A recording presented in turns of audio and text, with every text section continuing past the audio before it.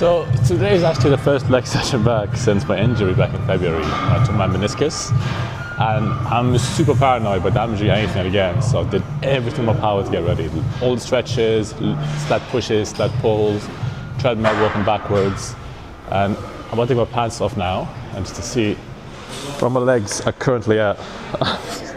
You might have noticed all the posing videos, I'm wearing long joggers, I'm not actually wearing shorts. It's been a minute, so let's see. So not too bad, but you can clearly tell that my left is bigger than my right, because the injury was on my right leg, actually. Let's bring the camera down a little bit.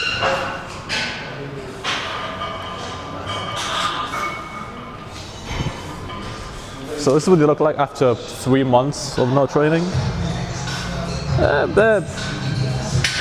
They're there, they exist, nothing too crazy.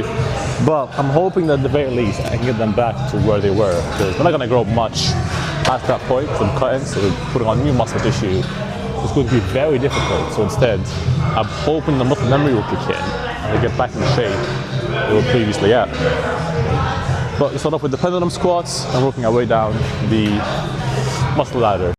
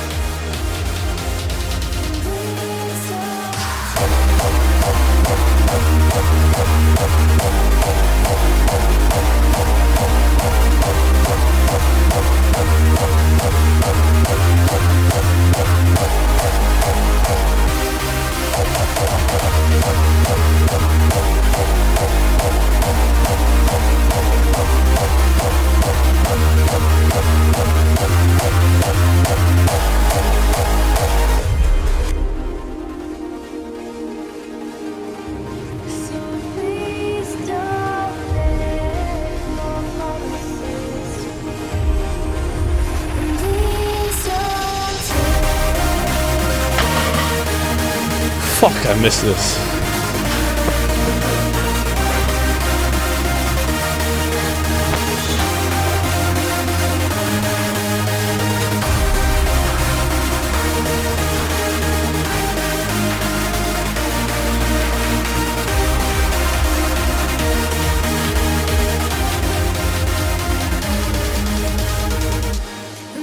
So this is where we're currently at in terms of leg development.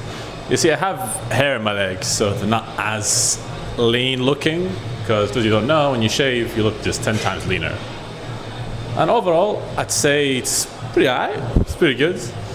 These lines are there, hopefully the camera shows them. There's the size that's mainly lacking, and it's the fact that my right leg is just noticeably smaller. Like, look at this. Now you can tell, let me just pull this down. Just not as big, which will be fixed over time when it's going back to training. But today I didn't really go that hard, kept the weights fairly light, nothing too intense, nothing too crazy, because I don't want to aggravate any more injuries. Plus, I haven't trained legs in forever, so I want to just ease back into it. So this session, the next session, are going to be somewhat light or medium. The third session is when we go all out. That's when it's just back to Jay Cutler style leg days, just high volume, 100 reps, stuff like that. But yeah, calves are actually not bad. I do a lot of jump rope for my cardio. So because of that, my calves are actually pretty good. Upper body not pumped at all, so take it as you will. So just finished upper muscle works, had a crazy leg session. No knee pain, no joint ache, life is good. And now, right now, about to make a protein pizza. Another video recently ends with me making a protein pizza, but it's low calorie, it's healthy. It's only like 4 or 5 ingredients. And it tastes really nice. So I've been relying on these right now in my cup. Well, I'll talk to you guys about a concept I'm looking a lot more into: the concept of behavior change. Because I've got a few bad habits that I'm struggling to iron out, and I've done books like Atomic Habits, stuff like Cyber Cybernetics, looking at John Gab and Human Gadzi and like those kind of self-improvement content creators that talk about this sort of stuff. And what I kind of realized recently, let me just get the food scale. Have you ever like tried to make a change? Like let's say this is you, right? Actually, hold up. Let me use this as an example. So this analogy online, it makes perfect sense. Imagine this is rubber band is you. You're trying to make a new habit, right? Make a change. You want to start going to the gym. You want to start meditating. You want to start working a side hustle. And then you work. You make some progress, right? You get to here. Then you just fail, or like, you know, like the fat guy who goes to the gym, but then goes for 2 weeks, he makes some progress. Oh, he lost 10 pounds. Look at him go. Then something pulls him back. He gets the urge to just eat, or like he gets the urge to, you know, go back to his old vices. And people will say that's just lack of discipline, or willpower, blah, blah, blah. But I think it's more than that. I think your body has a set character it identifies you as, and I would always try to bring you back to that point. So if you try to go out of that point, let's say this is you try to move on, improve yourself anyway, your body will pull you back, because no, this is not who you are. You're not the kind of guy who goes to the gym. You're just fat Joe who just sits at home and plays video games. It's not who we are. Because your whole personality and identity is heavily made from when you were a kid, when you were a teenager, right? From when you were those early years, because you had no baseline, right? You were a blank sheet. So those 10, 15 years, you now written it, and you have an identity. So then, I'm trying to explain this. So then, when it comes time in the future, you want to make a change because you realize that old identity does not serve you anymore. You want to become something else. You want to change yourself. The body rebels because now you aren't just working on a blank slate. You're working with some sort of already existing blueprint, and you're going uphill. You're having to remove your old wiring in order to allow for anything new to exist inside your mind. So I realized, for example, for me, like I'll notice I'll make some progress on work. Like I've tried multiple business models. I've tried the agency business model, social media marketing agency, tried a podcast marketing agency, tried content management. I've done a little bit of sneaker reselling. I've done a lot of stuff, and I've noticed I get to points where I make a certain progress, but I keep going back because my brain does not identify me as a business owner. I'm not the kind of guy who works hard. No, you're Mustafa. You sit at home, you watch anime. You're a bit of a loser. That's like the identity I've had in my high school days the whole time. So, in order for me to become that person, just simply working and just trying to willpower and discipline my way through it, that can work. That can get me somewhere.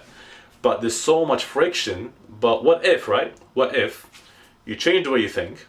Instead of being the kind of dude who is, instead of your brain identifying you as this person, it reminds you as someone who does work hard, as someone who does build a business. Because you gotta realize this is the baseline. If you go below it, let's say Fat Joe gets really, really obese, he gets like, he needs one of those fucking wheelchairs, then his body will always know, we're not that fat, come on, and I'll sling him back to here. So what if this point that you are, instead of being here, it can be here. And whatever it is you want to achieve, you get catapulted forward to your goal rather than getting catapulted into your previous vices. That would be so easy, right? That would be great. Imagine you can do the work you want to do, whether it be you want to get into meditation, you want to get into the gym, you want to build a business, you want to learn to play an instrument, whatever it is. If you can just make yourself genuinely believe you're the kind of person who does that thing instinctively, then your body will naturally bring you towards that point, right? And I was looking at that, I'm like, okay, then how do you make that change? How do you make that requirement?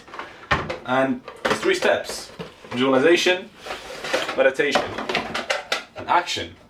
Because, right, when you meditate, you are making space in your brain.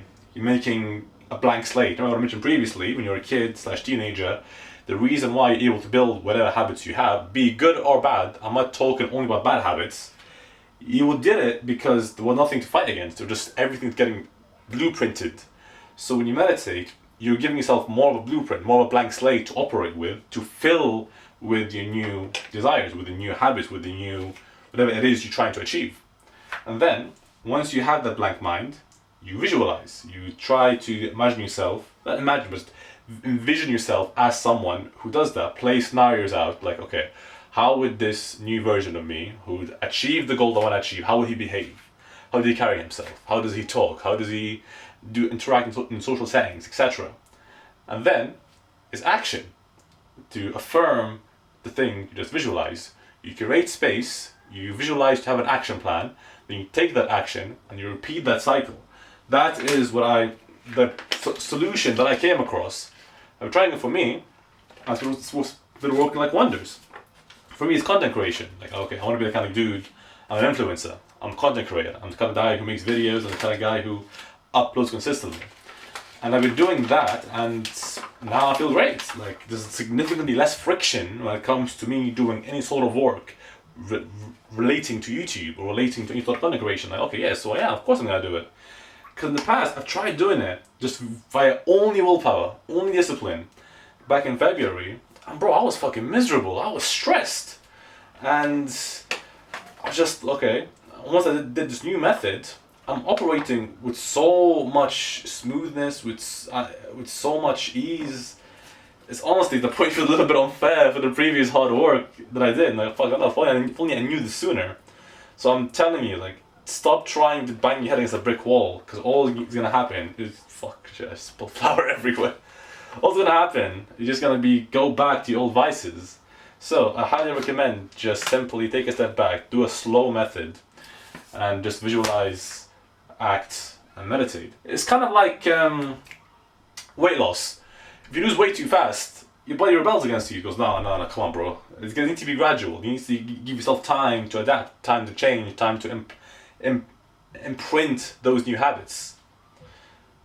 Hopefully that makes sense. I know this, I always say that, hopefully that makes sense. Obviously it makes sense. You're watching my videos, you're a smart person.